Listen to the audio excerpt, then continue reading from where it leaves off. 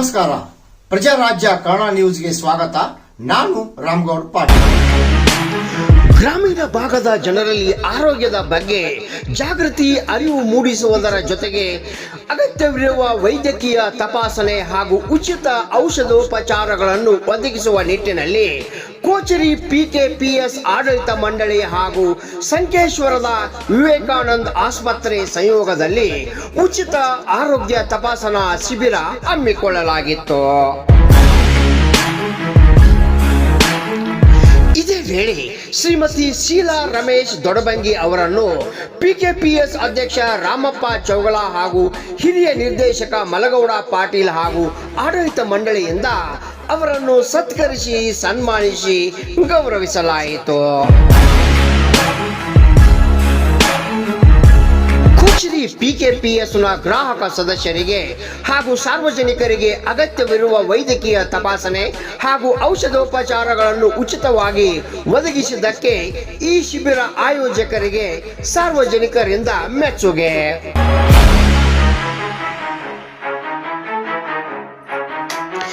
ಇದೇ ವೇಳೆ ಶ್ರೀಮತಿ ಶೀಲಾ ರಮೇಶ್ ದೊಡಬಂಗಿ, PKPS ಹಿರಿಯ ನಿರ್ದೇಶಕ ಮಲಗೌಡ ಪಾಟೀಲ್, ಅಧ್ಯಕ್ಷ ರಾಮಪ್ಪ ಚೌಗಲ ಮಾತನಾಡಿ ರಕ್ತದೊತ್ತಡ ಮತ್ತು ಮಧುಮೇಹ ತಪಾಸಣೆ ಹಾಗೂ ಹೃದಯ ಸಂಬಂಧಿ ಕಾಯಿಲೆಗಳ ತಪಾಸಣೆ ಸಾಮಾನ್ಯ ವೈದ್ಯರಿಂದ ಉಚಿತ ಆರೋಗ್ಯ ಸಲಹೆ ಹಾಗೂ ಔಷಧಿ ವಿತರಣೆ, ಗ್ರಾಮಸ್ಥರು ಆರೋಗ್ಯದ ಬಗ್ಗೆ ನಿರ್ಲಕ್ಷ್ಯ ತೋರದೆ ತಜ್ಞ ವೈದ್ಯರು ಲಭ್ಯವಿದ್ದಾಗ ಇಂತಹ ಶಿಬಿರಗಳಲ್ಲಿ ಪಾಲ್ಗೊಂಡು ಸದುಪಯೋಗ ಪಡೆದುಕೊಳ್ಳಬೇಕು.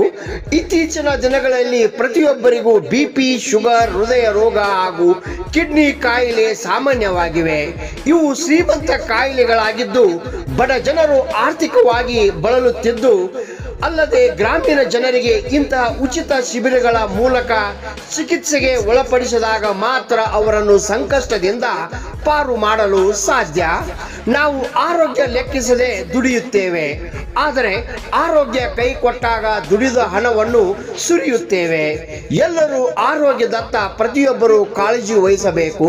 ಅನಾರೋಗ್ಯದಿಂದ ಬಳಲುತ್ತಿರುವ ಬಡ ಜನರಿಗೆ ಉತ್ತಮ ಆರೋಗ್ಯ ನೀಡಬೇಕೆಂಬ ದೃಷ್ಟಿಯಿಂದ ಕೋಚರಿ PKPS ಆಡಳಿತ ಮಂಡಳಿ ಹಾಗೂ ಸಂಕೇಶ್ವರದ ಸ್ವಾಮಿ ವಿವೇಕಾನಂದ ಆಸ್ಪತ್ರೆ ಸಹಯೋಗದಲ್ಲಿ ಈ ಶಿಬಿರವನ್ನು ಏರ್ಪಡಿಸಿ ಚಿಕಿತ್ಸೆ ನೀಡಿ ಅನೇಕ ಸಾಮಾಜಿಕ ಕಾರ್ಯಗಳನ್ನು ಮಾಡಲಾಗುತ್ತಿದೆ. ಅಗತ್ಯವಿದ್ದಲ್ಲಿ ಹೆಚ್ಚಿನ ಚಿಕಿತ್ಸೆಗಾಗಿ ಮೊದಲನೇ ಸಲ ಉಚಿತವಾಗಿ ಸೇವೆ ಪಡೆಯಲು ಸಂಕೇಶ್ವರದ ಸ್ವಾಮಿ ವಿವೇಕಾನಂದ ಆಸ್ಪತ್ರೆಗೆ ಶಿಫಾರಸು ಮಾಡಲಾಗುವುದು ಎಂದು ಹೇಳಿದರು.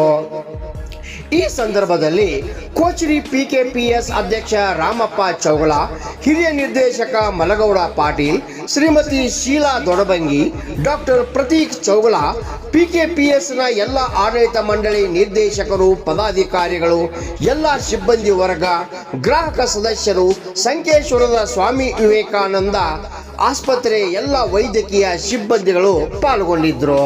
ರಾಮಗೌಡ ಪಾಟೀಲ್, ಪ್ರಜಾರಾಜ್ಯ ಕನ್ನಡ ನ್ಯೂಸ್, ಕೋಚರಿ. ಏನು ಇಲ್ಲಿ ಉಚಿತ ಆರೋಗ್ಯ ತಪಾಸಣಾ ಶಿಬಿರ ಇದ್ದಾರೆ, ಹೆಂಗೆ ಅನಿಸುತ್ತೆ ನಿಮಗೆ? ಸ್ವಾಮಿ ವಿವೇಕಾನಂದ ಉಚಿತ ಆರೋಗ್ಯ ತಪಾಸಣೆ ಶಿಬಿರ ಇದೆ. ನಮ್ಮ PKPS ಕೋಚರಿ ಅವ್ರ ಬೋರ್ಡ್ ವತಿಯಿಂದ ಅವ್ರು ಇಟ್ಟಿದ್ದಾರೆ. ಪ್ರತಿ ಸಲ ಇಡ್ತಾರೆ ಇವರು 5 ವರ್ಷ ಆತೀಗ. ಇದರಿಂದ ನಮಗೆ ಭಾಳ ಗ್ರಾಹಕರಿಗೆ ಅನುಕೂಲ ಆಗೈತಿ. ಯಾಕಂದ್ರೆ ನಾವು ಇದನ್ನ ದುಡ್ಡು ಖರ್ಚು ಮಾಡಿ ಬೆಳಗಾವ ಸಂಕೇಶ್ವರ ತೋರಿಸ್ಬೇಕಾದ್ರೆ ಕಂಡಪಟ್ಟಿ 1000, 2000, 3000 ಅದಕ್ಕೇನು ಲಿಮಿಟ್ ಇಲ್ಲ. ಆದರೆ ಇವರಿಂದ ಅನುಕೂಲ ಆಗೈತಿ. ಅದೇ ರೀತಿ ಸೊಸೈಟಿ ವತಿಯಿಂದ ಭೀ ಅವ್ರು ಎಲ್ಲ ರೀತಿಯಿಂದ ನಮ್ಗೆ ಸಾಲಗಳು ಮಂಜೂರಾದ, ಹೈನುಗಾರಿಕೆ ಇದರಿಂದ ಭೀ ಎಲ್ಲ ಮಂಜೂರು ಮಾಡಿ PKPS ಆಡಳಿತ ಮಂಡಳಿಯವರಿಗೆ ಒಂದು ಧನ್ಯವಾದ ತಿಳಿಸ್ತೀವಿ. ಈಗ ನಿಮ್ಗೆ ಈ ತಪಾಸಣೆ ಗುಳಿಗೆ ಔಷಧ ನಿಮ್ಗೆಲ್ಲ ವಿಷಯ ಎಲ್ಲ ಹೇಳಿದಾರು? ಎಲ್ಲ ವಿಷಯ ಹೇಳಿ ಅದನ್ನೆಲ್ಲ ಉಚಿತ ಕೊಡೋದಾರ. ಔಷಧ ಗುಳಿಗೆ ಉಚಿತ ಕೊಡೋದಾರು. ಮತ್ತೇನು ಹೆಚ್ಚಿನ ಟ್ರೀಟ್ಮೆಂಟ್ ಇದ್ರೆ ಸಂಕೇಶ್ವರಕ್ಕೆ ಮತ್ತೆ ಅವರು ಹಾಸ್ಪಿಟಲ್ಗೆ ಬರಲಿಕ್ಕೆ ಹೇಳಿದ್ರು, ಸೂಚನಾ ಕೊಟ್ಟಿದ್ರು. ಅಲ್ಲಿಯೂ ಸದ್ಯಕ್ಕೆ ಫ್ರೀ ಅಂತ ಹೇಳಿದಾರೋ ಅಥವಾ ಅಲ್ಲಿಯೂ ಫ್ರೀ ಇದಾಗ ಫಸ್ಟ್ ಟೈಮ್ ಒಂದು ಫ್ರೀ ಹೇಳಿದರು. ನಂತರ ಏನೈತಿ ಡಿಸ್ಕೌಂಟ್ ಮೇಲೆ ಮಾಡಿಸಿ ಟ್ರೀಟ್ಮೆಂಟ್. ಇದು ಆಡಳಿತ ಬಂದವ್ರು ಹೆಂಗೆ ಅನಿಸೈತೆ ನಿಮಗೆ? ಆಡಳಿತ ಮಂಡಳಿಯವ್ರಿಗೆ ಒಂದು ದೊಡ್ಡ ಧನ್ಯವಾದಗಳು. ಪ್ರತಿ ವರ್ಷದಂತೆ ಈ ವರ್ಷವೂ ಕೂಡ ಸ್ವಾಮಿ ವಿವೇಕಾನಂದ ಆಸ್ಪತ್ರೆ ಹಾಗೂ PKPS ಕೋಚರಿ ಅವರ ಸಂಯುಕ್ತ ಆಶ್ರಯದಲ್ಲಿ ಉಚಿತವಾಗಿ ಫ್ರೀ ಹೆಲ್ತ್ ಚೆಕಪ್ ಕ್ಯಾಂಪನ್ನು ಏರ್ಪಡಿಸಿದ್ದು, ಇದಕ್ಕೆ ನಮ್ಮ ಸದಸ್ಯ ಬಾಂಧವರು ಹಾಗೂ ಗ್ರಾಮದ ಎಲ್ಲ ಗ್ರಾಮಸ್ಥರು ಹಾಗೂ ಬಡ ರೋಗಿಗಳಿಗೆ ಇದರ ಸದುಪಯೋಗ ಮಾಡ್ಕೋಬೇಕಾಗಿ ನಮ್ಮೆಲ್ಲ ಆಡಳಿತ ಮಂಡಳಿಯಿಂದ ಹಾಗೂ ಎಲ್ಲ ಗ್ರಾಮಸ್ಥರಿಂದ ನಾವು ಹೇಳ್ತೀವಿ. PKPS ಅಧ್ಯಕ್ಷದ್ದು ಮತ್ತು ಈ ಆರೋಗ್ಯ ಶಿಬಿರವನ್ನು ಇಟ್ಟಿದ್ದೆವು. ಮತ್ತು ಆರೋಗ್ಯ ಅಂತ ನಮ್ಮ ಊರಿನವರೆಲ್ಲ ಅಂತಂದು ನಮಗೆ ಆರೋಗ್ಯವಾಗಿರ್ಲಿ ಅಂತ ನಮಗೂ ಒಂದು ಪ್ರಚಾರ ಆಯ್ತು ಮಲ್ಲೇಶ್ವರದೊಳಗೆ. ಈಗ ಪ್ರತಿ ವರ್ಷನೂ ಆಯೋಜನೆ ಮಾಡ್ತೀರಿ? ಹಾಂ, ವರ್ಷ ಮಾಡ್ತೀವಿ. 5 ವರ್ಷ ಆಯ್ತು. 5 ವರ್ಷದಿಂದ ನಡ್ಕೊಂಡೈತಿ. ಅವತ್ತಿಂದ ಮಂದಿ ಹೊಂಟು ಸರ್ಕಲ್ ಬಡ್ಕೊಳ್ಳಿ ಅಂತಂದು ನಿಮ್ಮ ಗ್ರಾಹಕ ಸದಸ್ಯರಿಗೆ ಎಲ್ಲರಿಗೂ ಫ್ರೀ ಟ್ರೀಟ್ಮೆಂಟ್? ಎಲ್ಲರಿಗೂ ಫ್ರೀ ಟ್ರೀಟ್ಮೆಂಟ್. ಅವ್ರ ಔಷಧ ಮತ್ತೆಲ್ಲರೂ ಗುಳಿಗೆ ಮತ್ತೆ ಇಲ್ಲಿ ಯಾರಿಲ್ಲ ಅಂದ್ರೆ ಶಂಕರದಾಗ ಅವರಿಗೆ ಒಂದ್ಸಲ ಫ್ರೀ ಆಗಿ ಕೊಡಿಸ್ತೀವಿ. ಅದೆಲ್ಲ ವ್ಯವಸ್ಥೆ ನೀವು ನಿಮ್ಮ PKPS ಇಂದ ಮಾಡಿಸಿರಿ? ನಮ್ಮ PKPS ಇಂದ ಮಾಡ್ತೀವಿ. ನಿಮ್ಮ ಹೆಸರು ರೀ? ರಾಮಪ್ಪ. ನಮ್ಗದು ಅಗದಿ ಒಂದು ಆನಂದದ ವಿಷಯ. ಯಾಕಂದರೆ ಈ ರೀತಿ ಕಲಿತವರು ಮುಂದೆ ಕೈ ಜೋಡಿಸಿದಾಗ ನಮ್ಮ ದೇಶ ಭಾಳ ಮುಂದೆ ಹೋಗ್ತೈತಿ. ನಮ್ಮ ವೈದ್ಯಕೀಯ ಇದರೊಳಗೂ ಮುಂದುವರಿಬೇಕಂದ್ರೆ ಬರೀ ಡಾಕ್ಟ್ರು ಓದರಷ್ಟೇ ಅಲ್ಲ, ಅವ್ರ ಜೊತೆಗೆ ಸಾರ್ವಜನಿಕರು ಆರೋಗ್ಯದ ಬಗ್ಗೆ ಕಾಳಜಿ ತಗೊಂಡು ಕೈಗೂಡಿಸಿದ್ರೆ ನಮ್ಮ ಭಾರತ ದೇಶದಾಗ ಇದೇನು ಆರೋಗ್ಯದ ಪದ್ಧತಿ ಐತಲ್ಲ ಇದನ್ನೆಲ್ಲ ನಾವು ಸರಿಪಡಿಸ್ಬೋದು ಅನ್ನೋದು ಒಂದು ನನ್ನ ಒಪಿನಿಯನ್. ಇಷ್ಟೊತ್ತು ನನಗೆ ಗ್ರಾಮ ಪಂಚಾಯತಿಂದ ಇದು ಒಂದು ಈ ವಿವೇಕಾನಂದ ಆಸ್ಪತ್ರೆಯ ಜೊತೆಗೆ ಕೋಚರಿ PKPS ಇಂದ ಈ ಕ್ಯಾಂಪನ್ನು ಆಯೋಜಿಸಲಾಗಿದೆ. ಇಲ್ಲಿ ನಾವು ಇದು ಕೋಚರಿಗೆ ಬರೋದು ಇದೇನು ಮೊದಲೇ ಸರ ಅಲ್ಲ, ಇದು ಮೋಸ್ಟ್ಲಿ 5ನೇ ಕ್ಯಾಂಪ್. ಹಿಂದಿನ 4 ಕ್ಯಾಂಪ್ ಒಳಗೆ ಇಲ್ಲಿಂದ ಬಂದಂಥ ಒಂದು ಏನು ನಮಗೆ ರಿಯಾಕ್ಷನ್ ಇತ್ತು ಅಥವಾ ಪೇಷಂಟ್ಸ್ ಅವರ ಸಹಾನುಭೂತಿ ಇತ್ತು ಅದನ್ನು ನೋಡಿದರೆ ನಾವಿಲ್ಲಿ ಪ್ರತಿ ತಿಂಗಳು ಒಂದು ಕ್ಯಾಂಪ್ ಮಾಡಿದರೂ ತಪ್ಪಿಲ್ಲ. ಮತ್ತು ಪ್ರತಿ ಸರಿ ನಾವು ಬಂದಾಗ ನಮ್ಮ ಆಸ್ಪತ್ರೆಯಲ್ಲಿ ಏನಾದರೂ ಇರುವಂಥ ಒಂದು ಕೆಲವೊಂದಿಷ್ಟು ಸೇವೆಗಳನ್ನು ನಾವಿಲ್ಲಿ ಹೇಳ್ತೇವೆ. ಈ ಮೊದಲಿಗಾಗಿ ನಾನು ಈಗ ಈ ಕ್ಯಾಂಪ್ ಯಾಕೆ ಮಾಡ್ತೀವಿ ಅಂತ ಹೇಳ್ತೀನಿ. ಎಷ್ಟೋ ಜನಕ್ಕೆ ಹಾಸ್ಪಿಟ್ಲಿಗೆ ಬರೋದಂದ್ರೆ ಬ್ಯಾಡ್ ಆಗಿರ್ತೈತಿ. ಎಷ್ಟೋ ಜನಕ್ಕೆ ಗೊತ್ತಿರ್ತೈತೆ ಅವ್ರಿಗೆ ಏನಾದರೂ ಒಂದು ತ್ರಾಸ ಇರ್ತೈತಿ ಅಂತ. ಸಪೋಸ್ ಅವ್ರಿಗೆ ಹಂಗೆ ಸುಮ್ಮನೆ ಎದ್ಯಾಗ ಉರಿತಿರ್ತೈತಿ, ಅವರು ಬರ್ಬೇಕು ಅನ್ಕೋತಾರ, ಅಯ್ಯೋ ಅಲ್ಲಿ ಹೋದ್ಮೇಲೆ ಮತ್ತೆ ಏನಾರ ಹೆಚ್ಚಿಗೆ ಟೆಸ್ಟ್ ಮಾಡಿಸಿದ್ರೆ ಏನಾರ ಬಂದ್ರೆ ಬೇಡ ಬಿಡು ಅಂತ ಹೆದರಿ ಬಿಡ್ತಿರ್ತಾರೆ. ಸೊ ಈ ಕ್ಯಾಂಪ್ ಅನ್ನೋದು ಏನೈತಲ್ಲ ಇದು ಒಂಥರ ಎಜುಕೇಷನ್ ಸಿಸ್ಟಮ್ ಇದ್ದಂಗೆ. ನಾವೊಂಥರ ಈಗ ನಾವಿಲ್ಲಿ ಕ್ಯಾಂಪ್ ಒಳಗೆ ಬಂದು ನಾವೇನು ಹೇಳ್ತೇವೆ ಅಂದರೆ ನಾವೊಂಥರ ಪ್ರೈಮರಿ ಸ್ಕೂಲ್ ಟೀಚರ್ಸ್ ಇದ್ದಂಗೆ ಇಲ್ಲಿ. ಯಾಕಂದ್ರೆ ನಾವು ಯಾರನ್ನೂ ಡೈರೆಕ್ಟ್ ಡಾಕ್ಟ್ರ್ ಇಂಜಿನಿಯರ್ ಮಾಡೋಂಗಿಲ್ಲ, ಆದರೆ ಈ ಕಲೀಲಿಲ್ಲಂಗೆ ಅವರು ಡಾಕ್ಟ್ರ್ ಇಂಜಿನಿಯರ್ ಆಗೋಕ್ಕೆ ಬರೋಂಗಿಲ್ಲ. ಫಸ್ಟ್ ಅವ್ರು ಪ್ರೈಮರಿ ಸ್ಕೂಲ್ ಕಲಿತು ಮುಂದೆ ಹೋಗಿ ಆಮೇಲೆ ಏನು ಓದ್ತಾರೆ, ದೊಡ್ಡ ವ್ಯಕ್ತಿಗಳಾಗ್ತಾರೆ. ಅದೇ ರೀತಿ ಈ ಕ್ಯಾಂಪಲ್ಲಿ ನಾವು ಏನಂದ್ರೆ ಪ್ರಿಲಿಮಿನರಿ ಚೆಕಪ್ ಎಲ್ಲ ಮಾಡ್ತೇವೆ. ನೀವು ಎಷ್ಟು ಆರೋಗ್ಯವಾಗಿದ್ದೀರಿ ಅಥವಾ ನಿಮಗೆ ಯಾವ ಥರ, ಈಗ ಎಷ್ಟೋ ಜನ ಹಳ್ಳಿ ಮಹಿಳೆಯರೊಳಗೆ ಮೈಕೈ ನೋವು ಇರ್ತೈತಿ, ಹೊಟ್ಟೆ ನೋವು ಇರ್ತೈತಿ, ತಲೆನೋವು ಇರ್ತೈತಿ, ಅವ್ರು ಹೇಳ್ಕೊಳಕ್ಕೆ ಮುಜುಗರ ಪಡ್ಕೋತಿರ್ತಾರೆ.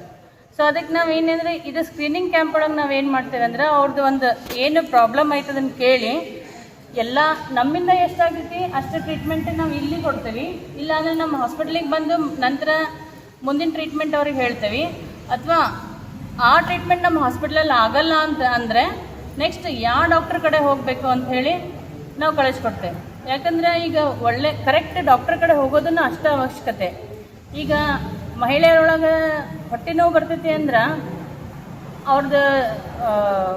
ಅವ್ರದ್ದೇನು ಊಟದ ಸಂಬಂಧ ಇರ್ಬೋದು, ಪಿತ್ತಕೋಶದ ಇರ್ಬೋದು, ಅಥವಾ ಮೂತ್ರಪಿಂಡದ ಇರ್ಬೋದು, ಅಥವಾ ಗರ್ಭಕೋಶದ ಇರ್ಬೋದು. ಹೊಟ್ಟೆ ಒಳಗೆ ಭಾಳ ಆರ್ಗನ್ಸ್ ಅದಾವೆ, ಅದರೊಳಗೆ ಯಾವುದು ಅಂತ ಗೊತ್ತಾಗಲ್ಲ.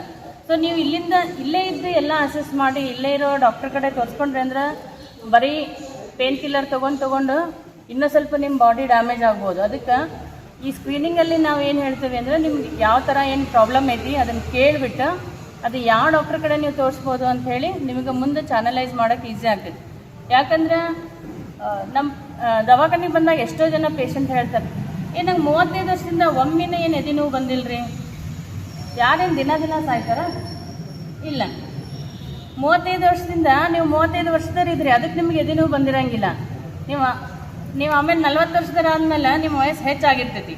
ಅದಕ್ಕೆ ತಕ್ಕಂಗೆ ವಯೋಸಹಜ ರೀತಿ ನಿಮಗೆ ಏನೊಂದು ರೋಗಗಳಾಯಿತು ಅಥವಾ ತೊಂದರೆಗಳಾಯಿತು ಬರ್ತಾವಲ್ಲ, ಅವನ್ನ ನೀವು ಫಸ್ಟ್ ಅಕ್ಸೆಪ್ಟ್ ಮಾಡ್ಕೋಬೇಕು. ನಂಗೆ 40 ವರ್ಷ ಆಗೈತಿ, ಈ ಥರ ಆಗ್ಬೋದು ಅಂತ ನೀವು ಅಕ್ಸೆಪ್ಟ್ ಮಾಡಿಕೊಂಡು ಅದಕ್ಕೆ ಟ್ರೀಟ್ಮೆಂಟ್ ತೊಗೊಳಕ್ಕೆ ಅಥವಾ ಟ್ರೀಟ್ಮೆಂಟ್ ಅನ್ನೋದಕ್ಕಿಂತ ಮುಂಜಾಗ್ರತವಾಗಿ ನಿಮ್ಮ ಆರೋಗ್ಯವನ್ನು ಕಾಪಾಡ್ಕೋಬೇಕು.